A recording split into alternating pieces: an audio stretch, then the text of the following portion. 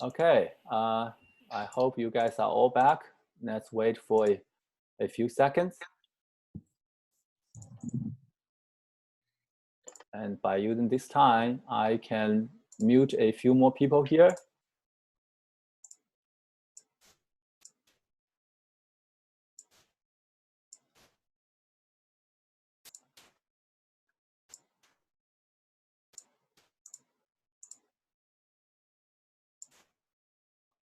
Well, we really have a lot of people online.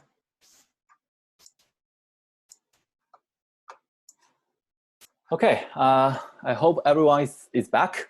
Let's continue. So the next category, I didn't plan to talk about anything here. Let me see.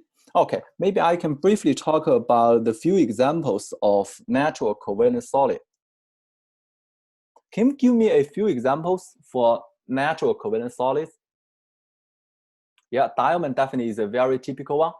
Silicon dioxide, yeah, is also very common in USNCO.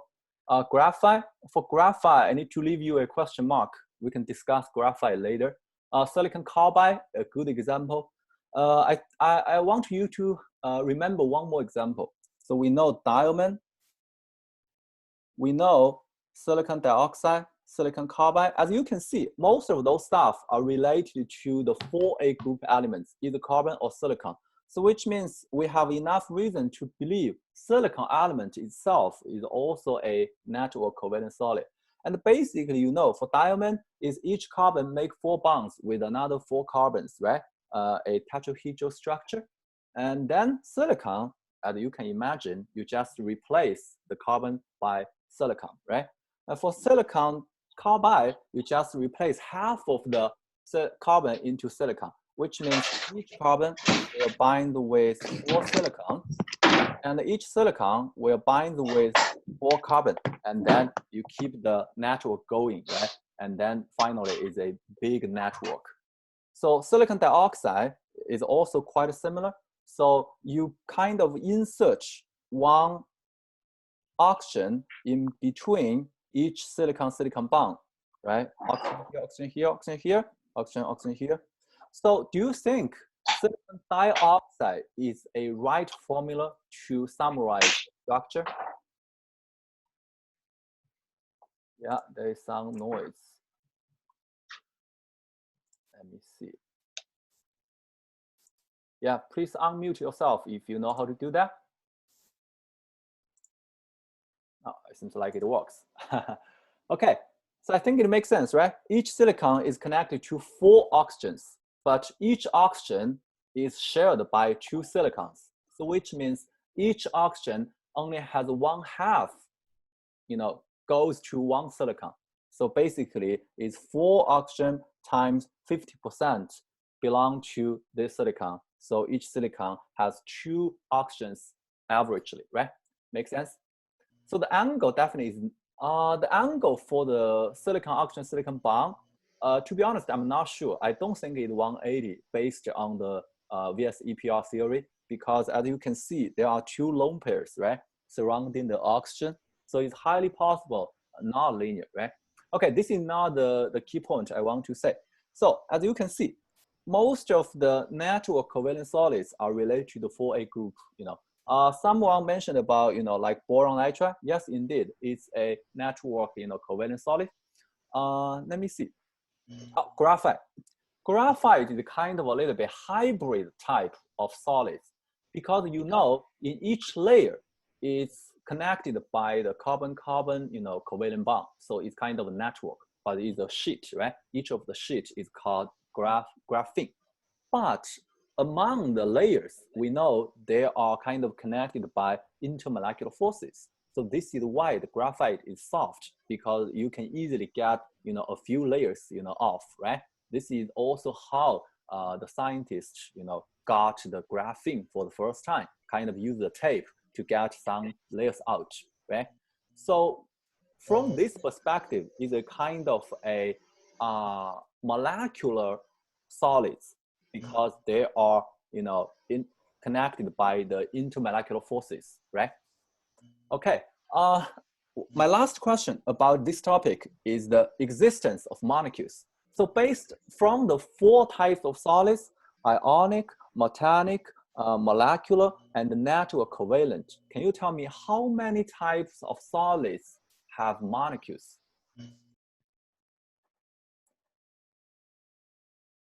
You guys know the 4 types of solids, right? Ionic, metallic,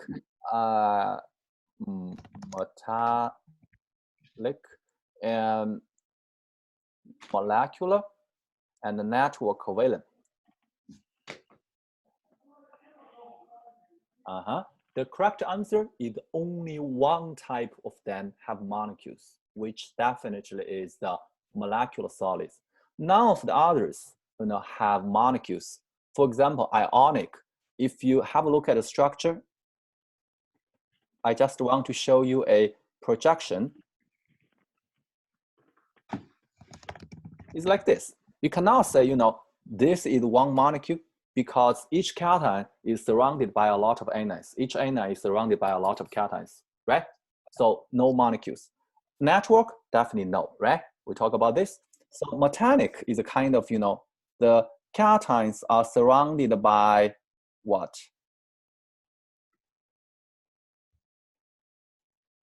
By electron seeds, right? By electron seeds. So basically the kind of, the electron seeds are like the glue, the cations are like the ping pong ball, right? Or the basketball, maybe not so big. And then they are stick together by the glue, right? Alloys is similar to metallic, right? Okay, and then I will move forward. Category 5, kinetics, experimental kinetics. So we know how we get the rate law. The first method is called initial rate method. This is pretty straightforward, right? And basically, let's say A react with B, produce C. So you try to, produce trial 1, trial 2. Let's say this is trial 1, this is trial 2. You provide different concentration, and then you change the concentration of B. Let's say you double, and then you compare the initial rate. Initial, right?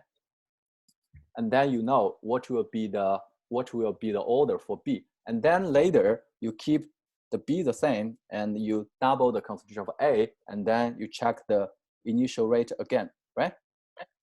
Then you know the power. So this is a very standard method. But actually, this method is not very practical. Do you know why?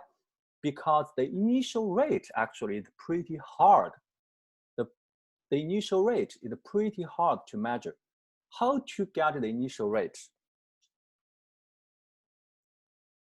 One of the common used method is to monitor the concentration of A changing with time. So now say A changing with time like this, right? The curve is like this. So how can you get the initial rate at the 0 point? So the method is you get a tangent at the 0 time point, right? And then you calculate the slope. But obviously, this method is very inaccurate. If you have experience, the way you draw the tangent can be very different. And any difference in the tangent line will give you a very different initial rate. So this is why the initial rate method is not very practical. Oh, sorry. Some of you are still taking notes. So actually, a more common used way is called the pseudo first order reaction. This is a very typical experiment in AP chemistry, like the fading of a dye. The dye is called CV+, crystal violet, obviously it's purple, right? So why this part is important? So we know the reaction is between CV+ reacting with hydroxide to get into CVOH, which is a colorless product. And this is purple, right? So how we measure, the order for each reactants?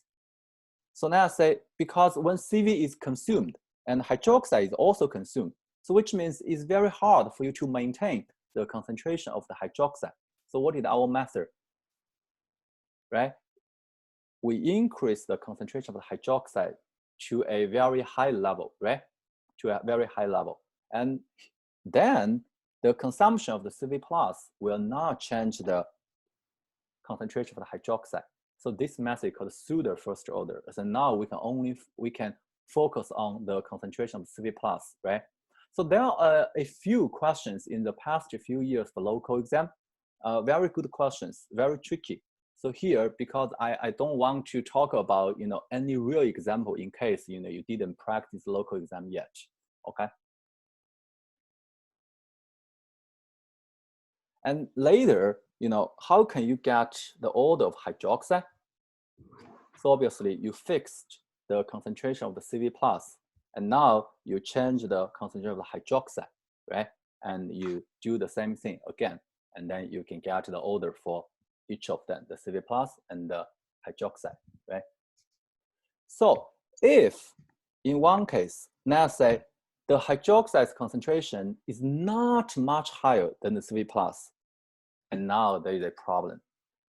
So now if you get the rate order, you cannot fully trust it because at this moment, the hydroxide concentration is also changing, right? Makes sense, right? Okay, practice the local exam. I remember it's 2019 or maybe 2018 by yourself later. Probably you will get a better understanding for this part. And then the rate law derivation. So there are several methods: rate determining step, steady state approximation, commonly called SSA, and pre-equilibrium approximation. Sometimes you need to combine two methods or even more, right? Let me give you an example. So now say you have A reacting with B, change into C in a reversible way, and then your C change into D into the final product, okay? So basically C is your intermediate. So now say I want to derive the rate law. I want to derive the rate law. So I need to give you a little bit more information. For example, if the first step is fast, the second step is slow, obviously we can say the rate of the reaction equals to the concentration change of D divided by the time change, dTB over dd over dt, right? And then based on the rate determining step, you can say it equals to K. Now say this is K2, this is K1, this is K minus 1, equals to K2 times the concentration of C. But this is not the end because C is an intermediate. So we don't know, what is the concentration of C. So we need to kind of plot the concentration of C by using another way, right? By using another way. And then how can we get the concentration of C? You need to have a look at the first step. If the first step is fast and also reversible, so we can assume the first reversible reaction reach equilibrium. So basically, you ignore the consumption of C in the second step. Does this make sense to you? This is very crucial. You ignore the consumption of C by the second step. So you only, think about the forward reaction in the first step and the backward reaction in the first step. And then based on the definition of equilibrium state, we know the forward reaction rate equals to the backward reaction rate. Since all of those reactions are elementary, so based on the mass action law, so you can say the forward rate forward of the first reaction, I will say F1, okay, equals to K1 times A times B. And the backward reaction, let's say B1 of the first reaction equals to K minus 1 times C. So obviously, these two values will equal to each other at equilibrium state. So by using this, you can get the concentration of C equals to K1 times A times B divided by K minus 1. And now you can plot this into the rate determining step to get the rate law. Make sense to you? So this is called pre-equilibrium approximation. So why is it approximation? It's because, we ignore the consumption of C, of the intermediate in the second step.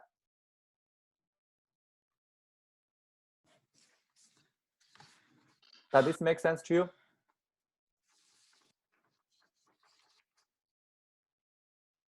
Okay, so if this is not the case, now say the new case is the first step is slow, the second step is fast.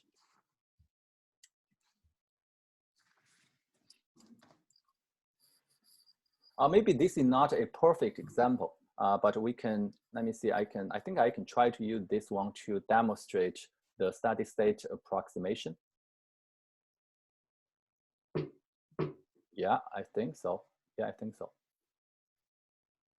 So now say, although the second step is fast, is not the rate determining step, but the rate is still can be expressed by using this equation. Do you agree with me? Because D is the only product. So the production of D definitely can express the rate, right? So I can still use this, but I need to use a new way to figure out what is the concentration of the intermediate. So at this moment, can I still use the pre-equilibrium approximation? Obviously no, because the first equilibrium is slow and the consumption of the intermediate C is very fast in the second step. So you cannot assume, the first reaction is at equilibrium state. But we can assume the C is at steady state. What that means, which means the concentration of C will not change with time. So sorry, it's not, it's kind of, the concentration of C is pretty low. It's kind of equals to 0 because the consumption is very fast, but the production is pretty slow. So which means the concentration of C will be maintained at a very low level, right? At a very low level. So let's draw a curve. So based on this understanding, you can conclude the concentration change of C versus time is pretty much 0. So which means dC over dt is 0 because it's maintained in a low level. But when we find out all of the processes to produce C and all of the processes to consume C, we can say these two processes have the same rate. So let's say, what are the processes to produce C? Is K1 times A times B. This is the only process which produces C, right? And what are the processes to consume C? There are two processes. The first one is K minus 1C. The second one is K2C, right? Because the backward reaction is consuming C, and the second reaction is also consuming C. So now we assume the production of C and the consumption of C have the same rate. So this is why I put an equal sign in between these two parts. And then obviously you can divide it, what is C? The C equals to K1 times A times B divided by K minus 1 plus K2. And then you can still do the similar thing. You can plot the C back into the equation. So this method is called steady state approximation. Okay, let me summarize a little bit. So when you can use steady state approximation and when you can use pre-equilibrium approximation. I think I can leave a little bit of time for you to think about a little bit.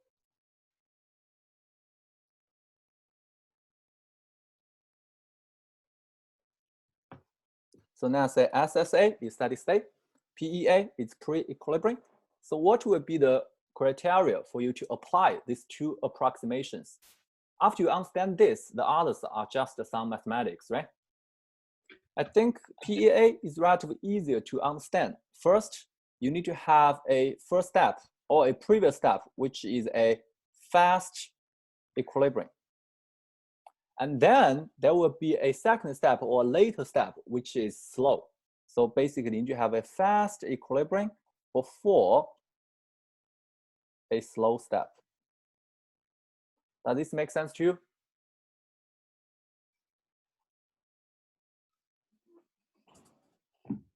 Because now you can assume the slow step, the second slow step will not change the concentration of the products in the first equilibrium.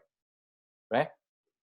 And for steady state approximation, what do you need to have? You need to have a slow first step and a fast second step. And now the intermediate, let's say this is the intermediate over dt is 0, right? This is our conclusion. Does this make sense to you? And then here, the fast equilibrium before a slow step, which means the rate of the forward first step equals to the rate of the backward first step, right? So this is your conclusion. I think you can find a perfect, practice example in, I forgot, probably 2017 or 2018 local exam. I remember the stuff is like this.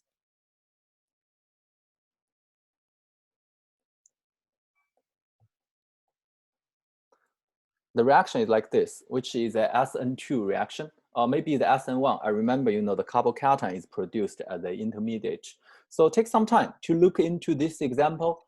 Try to use different examples. Try to use different use, different approximations, either SSA to PEA, and then you try to figure out, what will be the difference in between, these two approximations, and at what kind of, conditions these two approximations actually will give you a similar, rate law. Okay. So I have to stop here. I know it's pretty fast. So if you, didn't completely get it, do more homework later. Okay. The next part I want to say is the rate dependence on temperature versus the activation energy. So you guys know the Arrhenius equation, right? The Arrhenius equation typically is expressed in this way. K equals to A times E to the power of negative EA over RT. So I need you to know how to derive this into another way. Another way is like this.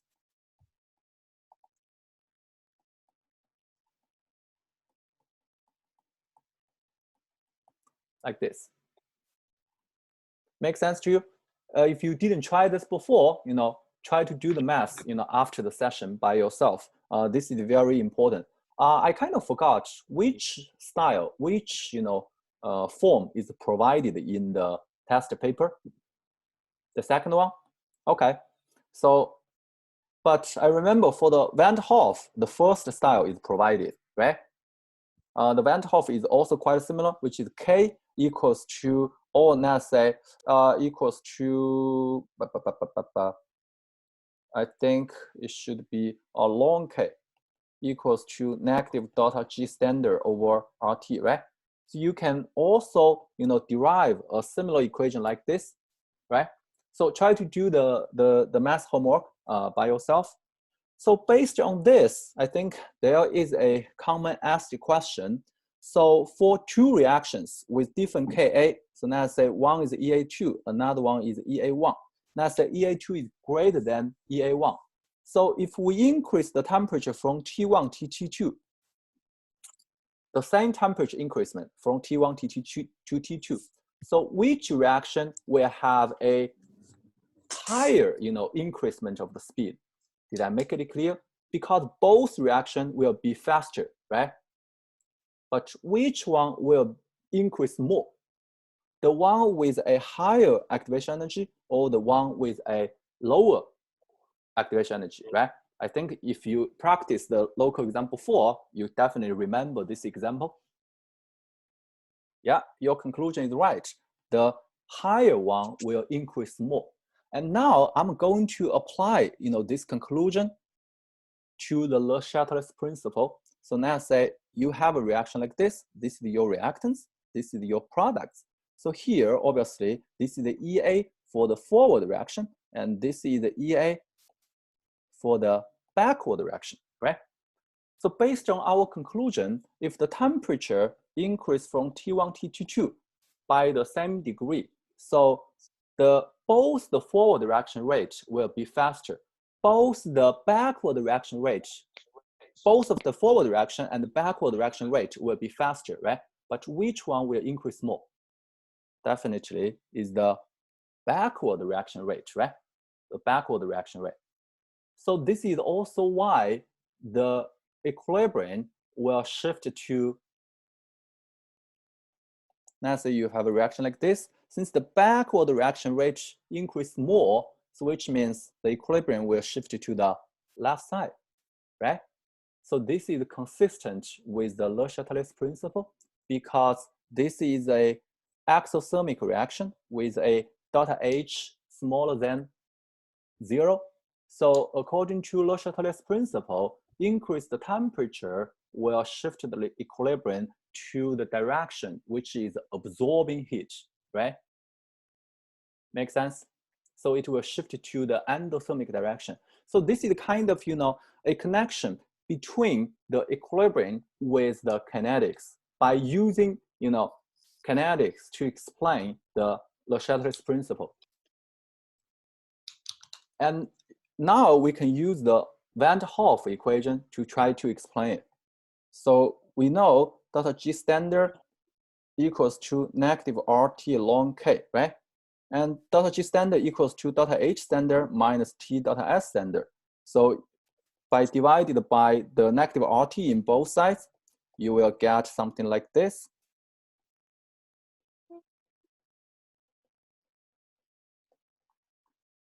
Yeah, you guys can double check for me. I hope I didn't make any mistake. So I think this is a right conclusion, right? And now we want to derive into this way.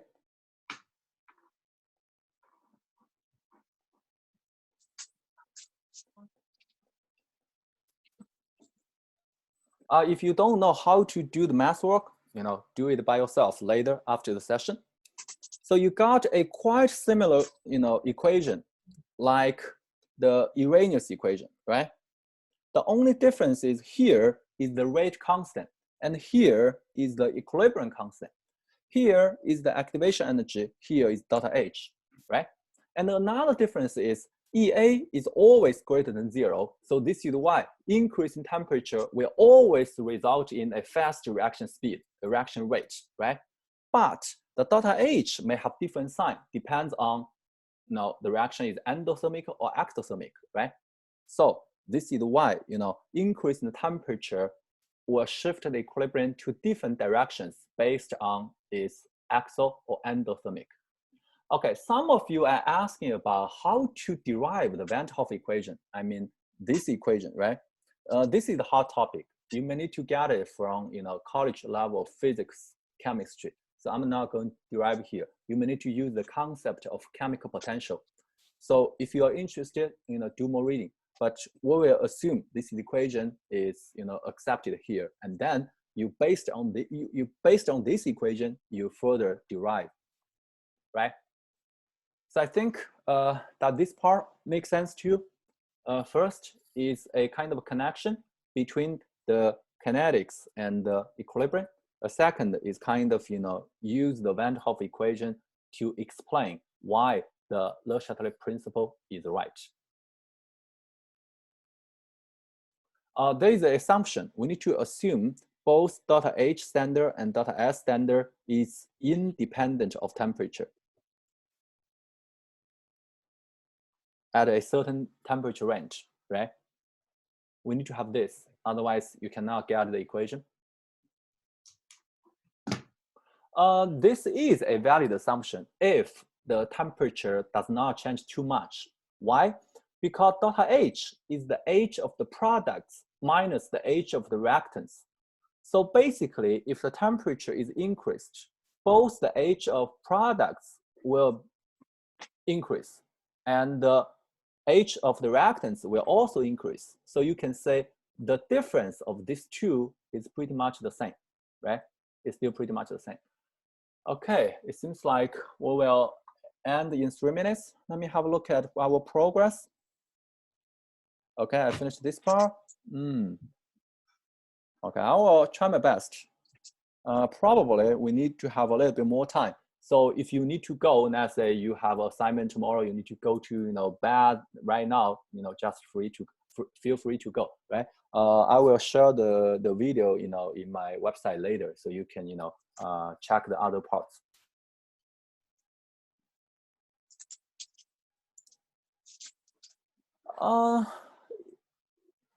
It's not really the enthalpy of formation increases as temperature increases. I think it's the enthalpy of the products and the enthalpy of the reactants will increase with temperature. I think this is kind of more specific. Okay, guys, let's move to the next topic, the titration curves.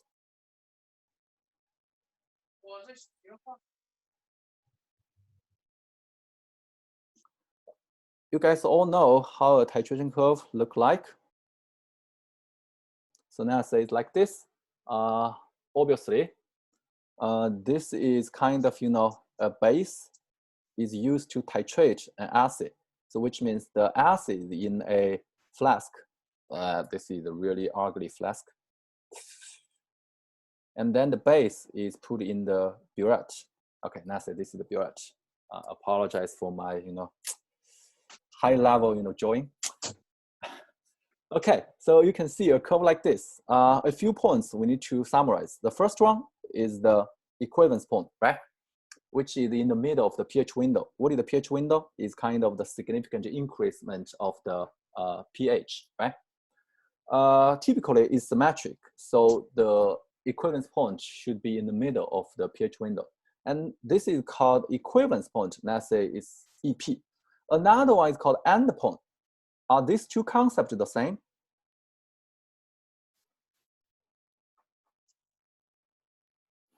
Definitely are not, right? Endpoint is determined by the indicator. You read the endpoint by observing the color change of the indicator. So the indicator may change the color here. It may change the color here. It may change the color perfectly here. So this is why there's always some error, right? There's always some error.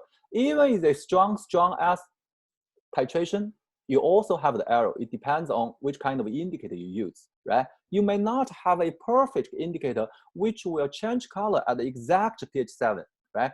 If it does not change color at exact pH 7, you always have the error, right? It either over titration or is kind of before the equivalence point. But it doesn't matter. Why? Because we have the pH window. The pH window means actually here is one drop less. Here is one drop over. So basically for strong titration, one drop less and one drop over will give you pretty much 6 pH units change.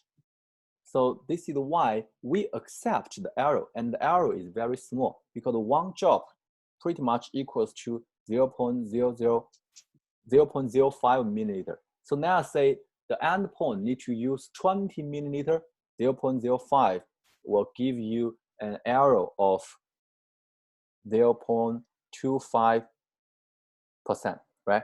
Which is a very, very small, error. So we can accept this, right? So you need to choose a good indicator to minimize the difference between the equivalence point and endpoint. Very good summary. Let me use your summary. So a second point you need to focus is here, which is the half equivalence point. The half equivalence point means the acid equals to the A minus, right? So this is why the pH increase slower here. So this area is called the buffer region, right? This point is an ideal buffer. Here, although it's not so ideal anymore, but it's still in a buffer region, right? It works, right? And a last point you can focus on is the initial pH, right? Is the initial pH.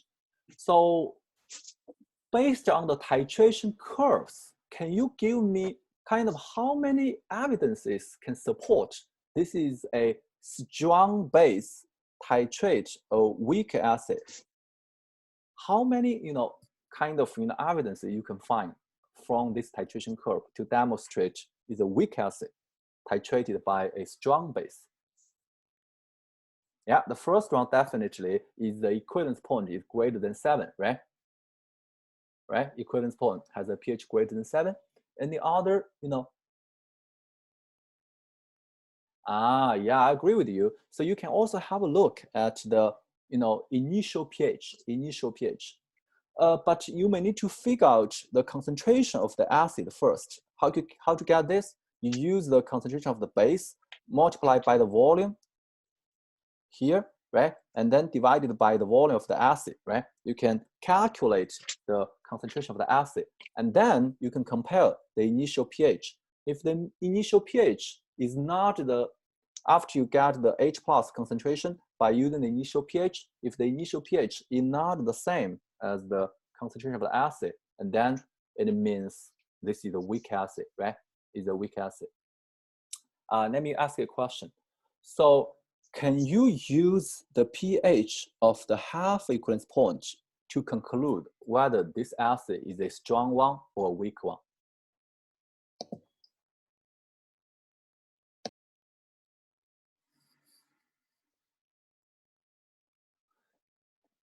My answer is no. Because if you don't know whether the acid is strong or weak, this point may not have any meaning. So now say this is a strong base titrate a strong acid. What will be the curve look like? Now say the concentration of the strong acid is the same as that of the weak acid. So you might start from a lower initial point because the acid is strong, which means the pH is lower, right? And then you might have a wider pH window and a lower equivalence point, but you still pretty much have the same stuff. So this is for strong acid, this is for weak acid, right? So theoretically, you can also get a half equivalence point, but this half equivalence point doesn't mean anything.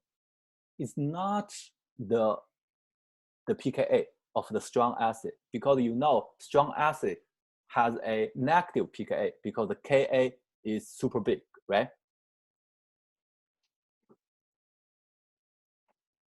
Does this make sense to you? So basically, in order to use the concept of half equivalence point, you first need to know this is a weak acid. Otherwise, if you just apply the half equivalence point to a strong base titrate a strong acid, it doesn't work.